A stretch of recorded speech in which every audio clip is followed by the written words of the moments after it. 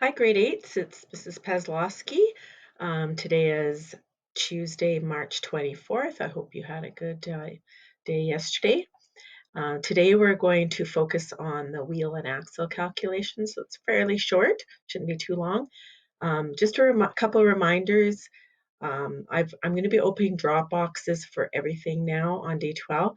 So that would be my preference if you can at all possible put all your work into the Dropbox rather than email or share it on Google Drive. But if the Dropbox doesn't work for you, then go ahead and email or share on Google Drive. Also, don't forget you've got your iDissection project due April 2nd. So you can work on that when you have some time, especially since this should be a fairly short lesson. So I'm just going to start by showing you a video.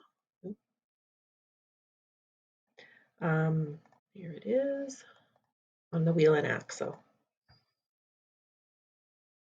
Can you give me an example of a simple machine that has descended from the lever? Well, you're holding one in your hand right now. Yet another machine that doesn't look like a machine. I know. But have you ever tried to open a door without a doorknob? You haven't got enough leverage, have you? That's where the doorknob comes in. It's a direct descendant of the lever.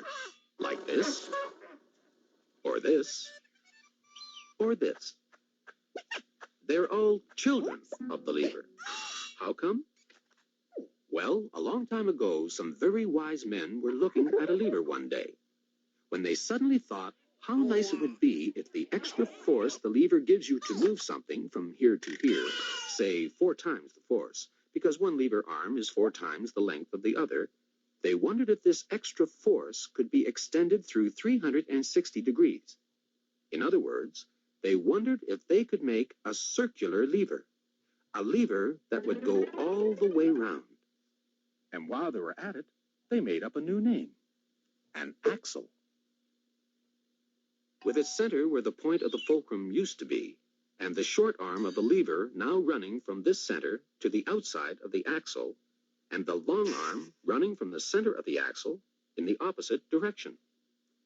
Now when you push the lever with a force, say, of 100 newtons, you can turn the whole axle around with a force of 400 newtons.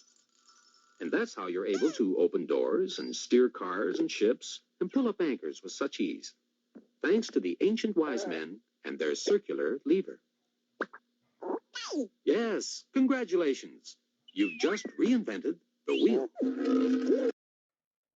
Can you give me an example of a simple machine? Okay, so wheel and axle. Um, Here is the first sheet, and this is just going to be some examples. So to calculate the theoretical mechanical advantage TMA of a wheel and axle, it's the radius of the wheel divided by the radius of the axle, or TMA equals RW over RA.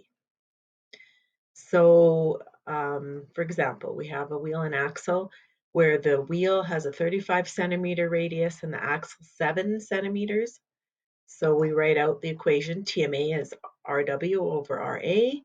35 centimeters over 7 centimeters equals 5. Example 2, we have a wheel of 300 centimeters and an axle of 10 centimeters. So TMA is RW over RA, which is 300 centimeters over 10 centimeters, which is 30. So remember, TMA, there's no units, just a number with nothing beside it. Okay, example 3, wheel has a radius of 450 centimeters and axle 12 centimeters. So the TMA is RW over RA, 450 divided by 12, and that's 37.5. So if you do get a decimal place, you can just round it to 1 decimal place. So you should copy out all these examples on your sheet. And then the next sheet is an assignment to do. So on your sheet, maybe some of these numbers didn't photocopy properly, so I'll just scroll down through them so that you can see them. If yours didn't photocopy, you can put the right numbers in there. So once you've got that done and filled in, then take a picture, scan it, send it to me with a Dropbox preferably. And just a reminder that so far we've had work to do for the levers, ramp, and pulley. And then starting tomorrow, I'm going to show the answer key for some of these worksheets, so then you can check your work. I hope you have a good day, and don't forget your eye dissection project to work on.